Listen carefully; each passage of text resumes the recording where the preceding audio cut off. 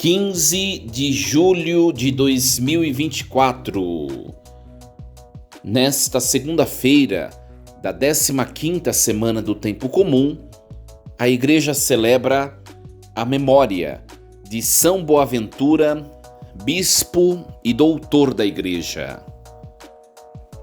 Em nome do Pai, e do Filho, e do Espírito Santo. Amém. Meus queridos filhos e filhas, muito bom dia! Vos saúdo com a paz de nosso Senhor Jesus Cristo. Segundou! Nada melhor do que começarmos a nossa semana ouvindo a palavra do Senhor, consagrando tudo o que viveremos ao poder de Deus. Vos acolho com a paz, que todos nós nos edifiquemos por meio desse programa de ouvir a palavra de Deus, de refletir a palavra de Deus, colocá-la em nossa vida. E hoje nós celebramos a memória de São Boaventura,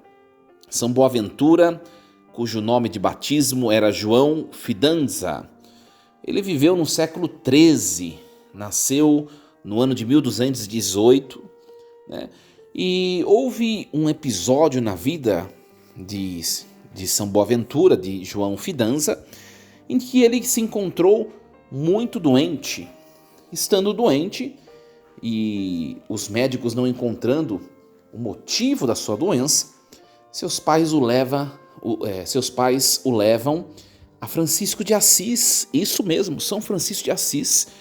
São Francisco abençoou João Fidanza e pôde-se obter, por meio dessa bênção, a cura deste garoto, desse menino.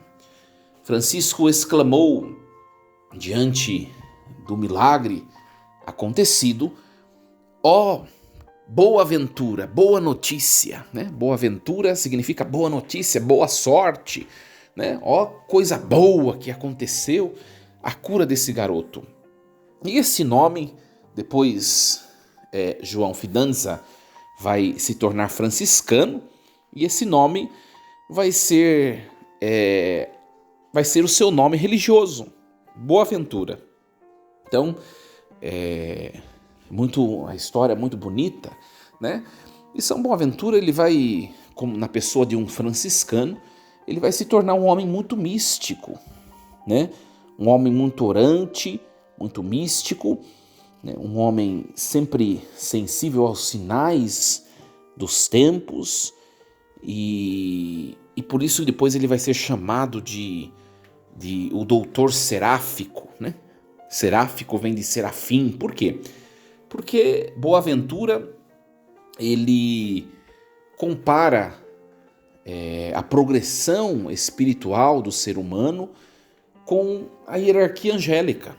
É verdade, os serafins, né, são aqueles que são os anjos maiores que estão na hierarquia. E o ser humano, ele deve ir progredindo na sua vida, não somente na dimensão espiritual, mas em todas as outras dimensões da existência, visando atingir o seu ápice, visando atingir o seu melhor, né? A sua melhor versão, né? Todo ser humano deve buscar progredir na vida espiritual. Então, comparando a vida espiritual humana com a hierarquia angélica, ele herdou esse título, né? O santo seráfico ou doutor seráfico. Muito bem.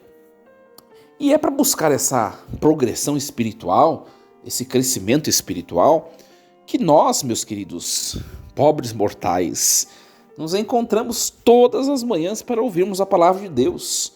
É para progredirmos, para crescermos, para nos edificarmos, seja no conhecimento da palavra, ou seja na vivência, né? Na aplicabilidade daquilo que nós conhecemos. Então nós vamos meditar nesta manhã desta segunda-feira o texto do profeta Isaías, capítulo 1, versículos do 10 ao 17. Ouvi a palavra do Senhor, magistrados de Sodoma. Prestai ouvidos ao ensinamento do nosso Deus, povo de Gomorra. Que me importa a abundância de vossos sacrifícios? diz o Senhor. Estou farto de holocaustos, de carneiros e de gordura de animais cevados, do sangue de touros, de cordeiros e de bodes, não me agrado. Quando entrais para vos apresentar diante de mim, quem vos pediu para pisardes os meus átrios? Não continueis a trazer oferendas vazias. O incenso é para mim uma abominação. Não suporto lua nova, sábado, convocação da assembleia, iniquidade com reunião solene. Vossas luas novas e vossas solenidades, eu as detesto. Elas são para mim um peso. Estou cansado de suportá-las. Quando estendeis as vossas mãos, escondo de vós os meus olhos. Ainda que multipliqueis a oração, eu não ouço. Vossas mãos estão cheias de sangue.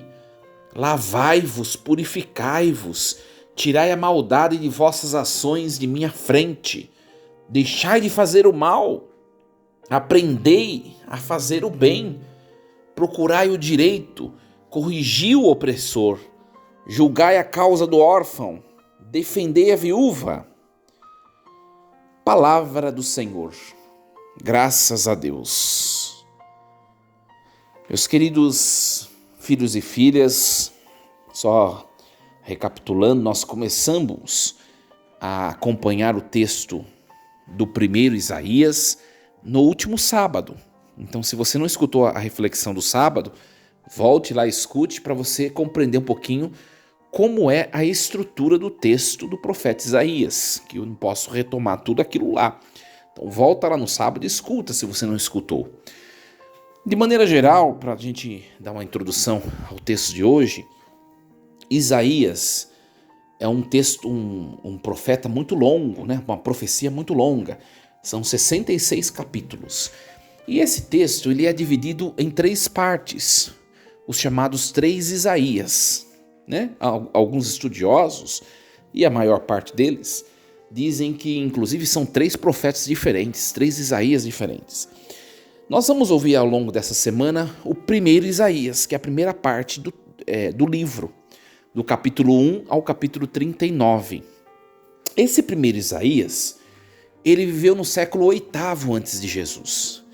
O mesmo século do profeta Amós, o mesmo século do profeta Oséias, que nós acompanhamos nas 2 últimas semanas. Né? Então, o primeiro Isaías é contemporâneo a Oséias e a Amós. Este primeiro Isaías, que também é chamado de Proto-Isaías, ele viveu no reino do sul, no reino de Judá. E ele profetizou as irregularidades que aconteciam naquela época do reino do norte. E depois também os acontecimentos do Reino do Sul. Né? Uma situação, nós já falamos, faz 2 semanas que a gente está acompanhando essa fase histórica do povo de Israel, e o padre não precisa ficar repetindo sempre. Né? Ora, mas o Reino do Norte passava por um momento de prosperidade econômica, só que um momento de muita corrupção, de opressão dos pobres, um momento de desordem religiosa. E o profeta ele vai denunciar exatamente esses crimes, tá? Por isso que esse capítulo 1, ele vai contar um pouquinho a história dessas supostas cidades de Sodoma e Gomorra, que viviam a iniquidade, mas ao mesmo tempo, junto com a iniquidade, prestavam cultos e mais cultos a Deus, sacrifícios, animais ofertados para o louvor de Deus, como também para a expiação dos pecados, incensos, gorduras de animais. Olha quanta coisa que eram elementos do culto que o povo prestava a Deus. O que acontece? Deus ele reclama por esse culto, por esses cultos prestados a ele, porque ao mesmo tempo que prestavam um culto, tudo bonitinho, a religião bem estruturada, Mas ao mesmo tempo tinha corrupção, tanto na religião, quanto no reino, quanto na sociedade, quanto na questão política. Então Deus ele vai reclamar, e esse texto é um profundo lamento de Deus. Né? Olha só como que Deus está criando uma repugnância de tudo isso. Estou farto dos holocaustos de carneiros, de gordura de animais cevados, de sangue de touros, de cordeiros, de bodes, eu não me agrado. Quando entrais para vos apresentar diante de mim, quem vos pediu para pisar dos meus átrios? Não continueis a trazer oferendas vazias. Incenso é para mim abominação. Não suporto a lua nova. Na lua nova se prestava um culto de consagração, né, daquele mês a ser vivido, né? As vossas solenidades eu detesto. São para mim um peso. Estou cansado de suportá-las. Olha, o texto é muito forte. Ó Deus dizendo, quando estendeis as vossas mãos, escondo de vós os meus olhos. Ainda que multipliqueis a oração, eu não as ouço. Olha, é um texto muito forte para nós. Como também certamente foi para aquele povo. Por quê? Porque Deus está falando o seguinte, antes de fazerdes tudo isso que vós fazeis, purificai-vos, lavai-vos, tirai a maldade das vossas ações da minha frente. Né? E a gente vê, minha gente, no fundo, se a gente for aplicar esse texto para nós, né, nós nos sentiremos indignos de prestar culto a Deus por todo sempre. Porque sempre temos fragilidades, pecados, situações que a gente precisa evoluir, que a gente precisa aperfeiçoar, que a gente precisa crescer. A gente sempre traz isso junto de nós, não é verdade? Ora, só que a questão aqui é nós fazermos uma análise geral de tudo aquilo que somos. Se nós continuamos também a buscar a Deus, a ser igreja, mas nós percebemos que nós não estamos dando passos de conversão ao longo de toda a nossa trajetória, de toda a nossa vida, é porque o culto que prestamos a Deus não tem produzido fruto. Né? Aqui uma interpretação muito sutil. Não é que o texto está falando assim, enquanto você não for perfeito, você não pode prestar culto a Deus. Não é isso que está sendo falado. Aqui o texto está falando, vocês não dão passos. Vocês acostumaram na iniquidade, no mal, vocês não dão passos. E vocês estão prestando culto e acaba sendo um culto inútil, porque vocês não dão passos. Né? Minha gente, nós não... Uma coisa que é importante nós colocarmos na cabeça, né, na nossa consciência. Nós não estamos na igreja porque nós somos dignos, ou pessoas perfeitas, ou melhores do que os outros. É a primeira coisa que a gente tem que entender. Nós estamos na igreja porque a gente precisa evoluir, dar passos, nos convertermos, né, crescermos, amadurecermos. É por isso que a gente está na igreja. Por isso que nós caminhamos na igreja. Só que precisa ter progresso, precisa ter avanço, a gente precisa, se necessário, rever coisas que precisam ser transformadas. Né? Então, a palavra de hoje é uma palavra... Eu considero um texto muito forte, porque pode correr o risco